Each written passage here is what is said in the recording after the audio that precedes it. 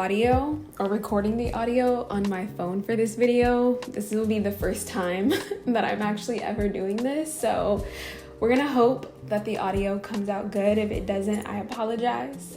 And the sun is also gonna be setting soon, so we working with what we got, but I'm not letting that stop me from filming today's video. If you guys have been watching me for a while, then you know that I love traveling, especially solo travel. But you may also know that early last year, I decided that I wanted to move abroad. Recently, I've been having a lot of thoughts about moving abroad. My timeline for that was like end of 2024, going into 2025 at the latest. Okay, I'm looking at my arms and I'm like, hold up.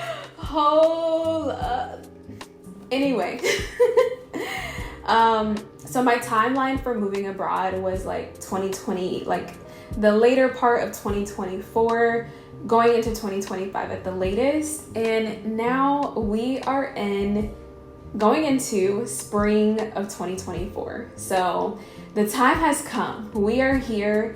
And it's time for me to implement my plans. And it's so interesting because when I first started planning to move abroad, there was all of this excitement of like, where do I want to live and how am I going to do it? And, you know, just there's so much excitement around it. And while that excitement is definitely still there, as the timeline is approaching and me moving abroad is getting closer, there's also a lot of anxiety and fear surrounding that. I called my mom yesterday, expecting to have just a normal conversation. And you know, when you're kind of like in a state where you're emotionally like really heavy, your emotions are like coming to the surface, and then someone asks you what's wrong, and then you just start bawling. That was basically the conversation that I had with my mom yesterday. And I ended up expressing my fears of moving abroad. And I'll talk more about this further into the video, but I want to discuss my fears with moving abroad and how I'm overcoming those fears, because this is a real thing. I feel like even when you're excited to do something, even when it comes to doing things that you really want to do and you're genuinely excited about, there can also be a lot of fear surrounding it, especially if it is something that will require you to get out of your comfort zone, something that requires you to take a leap of faith, something that requires you to trust the universe and trust God and surrender. And it's really just this journey. I'm learning so much just even going through this process. I'm learning a lot mentally and emotionally, and it's building me up as a person and helping me regain my confidence and remembering who I am and what I'm capable of. But that doesn't mean that I'm not afraid. And just to give some context, like I said, I decided that I wanted to move abroad. And when I was planning for this, I had my plan A, I had my plan B as like a backup. And then me being the anxious person that I tend to be, I also had a plan C as like a backup to my backup. And so my plan A was to do, or my plan A is to do NALCAP, which is a program in Spain through the Ministry of Education in Spain. And I'll talk more about this program in a separate video. I'm still going through the process, so it's kind of hard for me to talk about it and be valuable and helpful when I'm like going through the process myself and I'm learning all of this for the first time.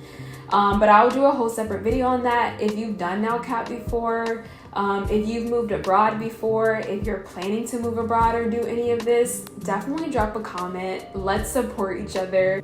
Anyway, that is my plan A. And the reason why I had, these 3 plans is because I'm like, okay, with NALCAP, you do have to apply. You have to get accepted. So I'm like, well, what if I don't get accepted?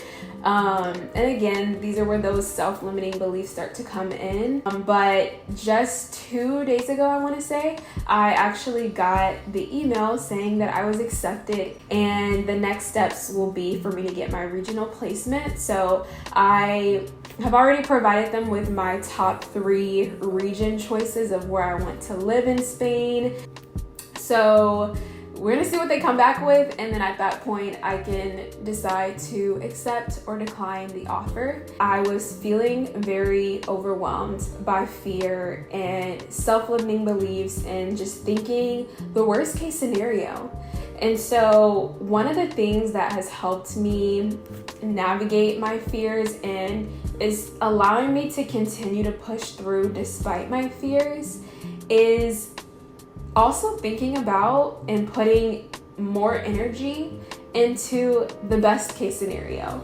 I feel like it's definitely good to be prepared. It's definitely good to weigh out your options. It's definitely smart to think about what are the potential drawbacks of this, what could possibly happen that I should be prepared for. I think that's important, and I think that's a smart way to go about things when making a decision. But at the same time, I feel like we have a tendency, and when I say we, I mean me, but I know that y'all can feel me. We have a tendency to only think about what if something goes wrong? Like, what if I fail? What if it doesn't work out? What if? But like, what if something really amazing comes out of this? What if everything works out perfectly? And so that is what I am choosing to lean more into. And I actually decided to write in my journal. I have 2 pages here. One side is what if for the worst case scenario, and the other side is what if for the best case scenario. And this was a really good exercise for me to really be able to like write down what my fears were, essentially read them and hear myself say them and be able to dispel them and realize that those are actually not the worst case scenarios. So on my worst case scenario side, I wrote the first thing I wrote is, what if I go broke? When I read that back, I'm able to like laugh at myself because this is a legitimate fear that I have. But when I actually look at the situation and I know that I've set a strong foundation for myself so that that doesn't happen, and then also by doing this program, I'm gonna get paid. So it's like, girl, you're not gonna go broke. I know how to manage my finances. So why would I go somewhere else and all of a sudden become irresponsible with my money and go broke? So like when I read that, I'm just able to immediately dispel it. Another thing I wrote is, what if I have to start over in life and in my career? But when I look at the truth and I realize that there really is no starting over. It's one thing to go down a new path, but you're not starting over. I wouldn't be starting over. I would be taking the knowledge and the wisdom and the skills and the experiences that I've already had for the past 24 years of my life, and I will be able to carry all of that with me into this new path. And if we really look at it, if I'm wanting to move abroad, I'm not moving abroad to live the exact same life that I'm living in the States. If I'm choosing to move abroad, then clearly I want something different. I want to experience something new. And so in a sense, that could be seen as starting over, but I'm going into it with wisdom already within me and with an open mind as well. So this feeling of like, what if I have to start over in life and in my career? I wouldn't be starting over from square one. Like, I've been living my life and learning as I go, and I am just building on all the things that I've learned. So yeah. The other thing I put on here, which is again laughable, I'm just gonna read through a couple of them. What if I have to move in with my mom? What if I'm not accepted? What if I hate it? What if my Spanish sucks? What if people are racist? These are my worst case scenarios, by the way. And what I find so interesting on here as one of my worst case scenarios is, what if I have to move in with my mom? There's nothing wrong with that. And something that my mom put in perspective for me is that there's some people who don't have a mom. There's some people who don't have a home to really go back to. And so the fact that I even have that as an option, that's not the worst case scenario. Like, that is a blessing. And so I think because I have been so independent, ever since I graduated high school, I've been living on my own. And so the idea of that makes me feel like a failure. But then I'm like, I have friends and people in my life who are my age or older, who live with their parents, who are staying with their parents to save for a house, to save for retirement, or just because they need a break. That is not something to like feel ashamed of. And if anything, it's a blessing to be able to do that. And if anything, even more so, that is probably a wise thing to do in this economy, if we're being real. So the fact that I'm seeing that as the worst case scenario, I can read this now and recognize that, like, that's a pretty good worst case scenario to have. You know what I mean? And all of these feelings about what if I hated, what if people are racist, what if, my Spanish sucks. I'm sure my Spanish will suck, and that's okay, because I'm going to have the opportunity to improve my Spanish and become a bilingual girly, which I pretty much already am. So we can dispel that right there.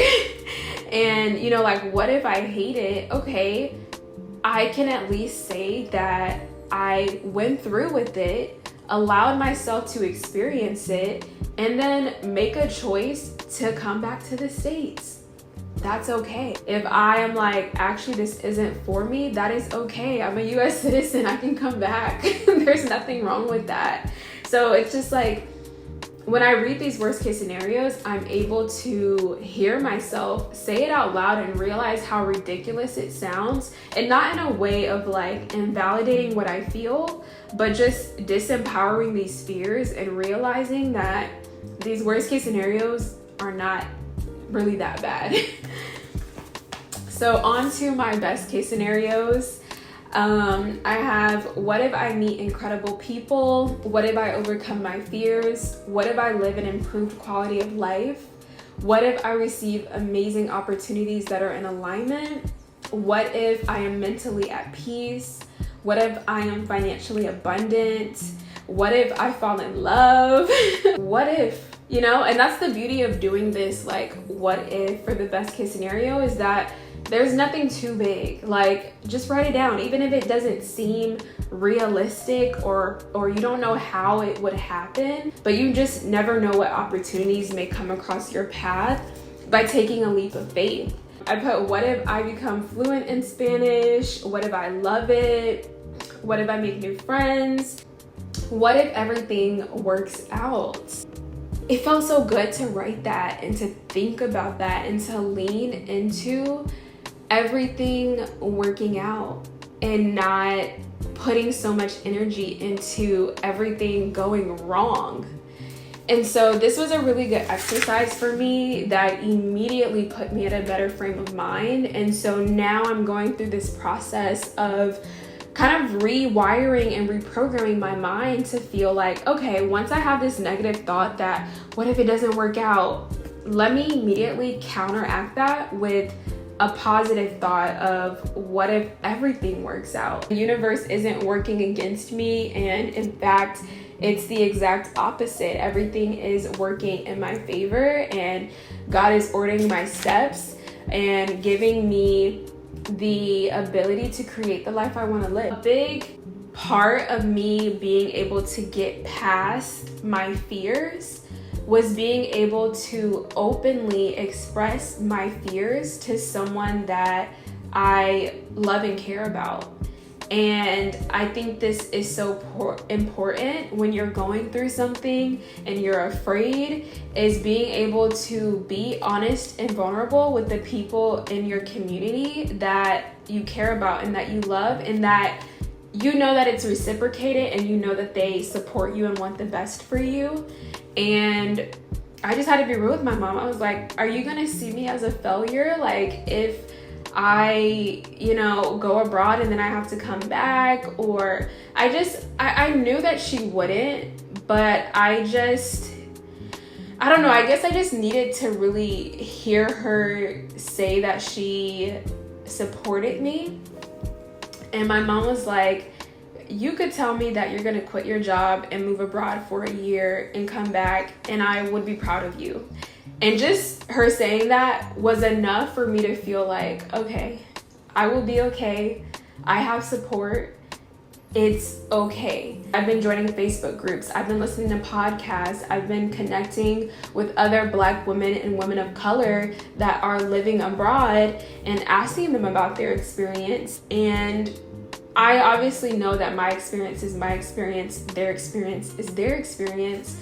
But when you are able to, one, express your vulnerabilities and your fears, and you have people that are willing to support you and uplift you in those moments, that I didn't realize how helpful that would be, because I've always just been so independent on myself that I never wanted to be a burden to anyone. And the people who really love you and care about you and support you will not see that as a burden, and they will be happy to uplift you and empower you. I had someone that I was talking to the other day, and something that really stood out to me that they said to me is, you're a creator, Anita. You will figure it out. And I really needed to hear that, because it's like, I am creative, I am determined, I am ambitious, I am intelligent. So whatever obstacles could possibly come my way, whether they're expected or unexpected, I am equipped to overcome them. And there's really no need for me to even worry about something that hasn't occurred yet. But also in joining these Facebook groups and just curating my feed and what I'm listening to and what I'm watching to content that relates and resonates with what I'm going through, it lets me know that, like, okay, if she can do it, I can do it.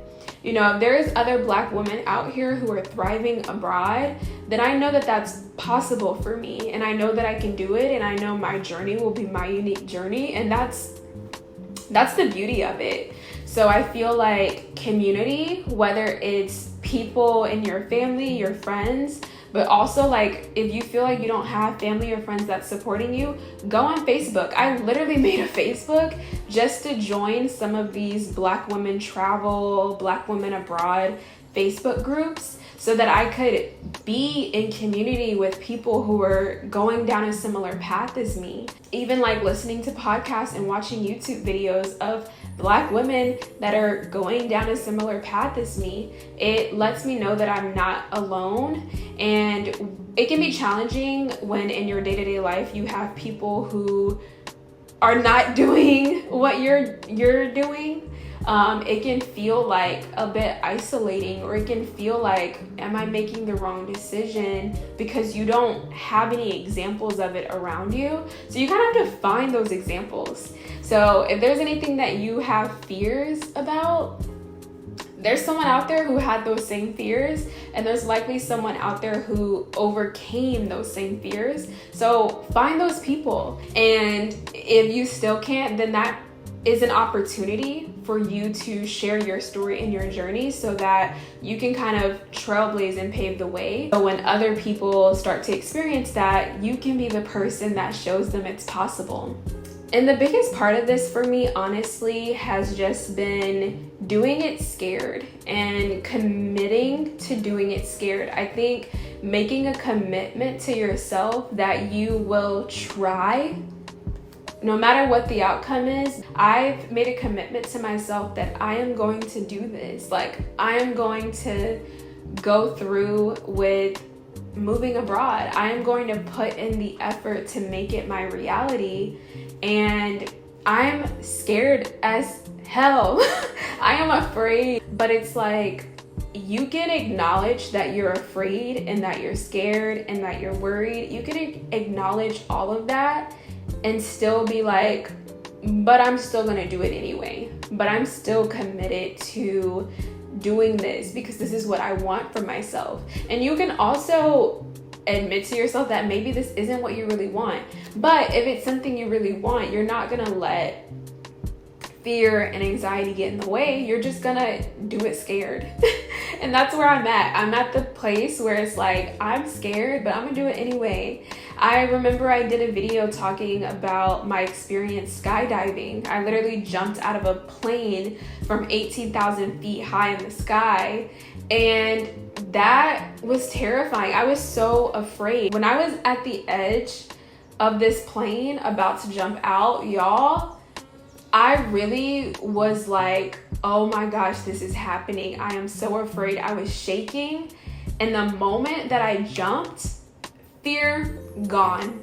I felt so liberated. I felt so overjoyed. And in the end, I felt so happy that I did it. It's like, if I could jump out of a plane terrified, then I can go through this process of moving abroad. And really what it's about for me in these situations where I'm like torn between my fears and what I know I need to do in order to grow and get out of my comfort zone and to live an expansive life, is I don't want to live a life of regret. Like, I don't want to look back on my life when I'm, let's say, I live until I'm, up into my 80s and 90s. I don't want to look back and be like, dang, like, I really wish I would have done that. And the fact that I'm in a place in life where I have no debt, I have no kids, I have no partner, I'm in my 20s, for me personally, and I'm not saying like, if you have those things that you shouldn't live abroad or travel or do these things, but like, this is the best time for me to do this, and I would rather do this now because I want to look back and know that I gave myself this experience versus spending the rest of my 20s and 30s and 40s wondering what if I would have taken that opportunity. So that's what I'm doing. I'm seizing the moment. I'm taking an opportunity. A lot of times there's this fear of like failure, but the true failure lies in not trying. If you're trying, you're succeeding, period. And so do it scared, boo.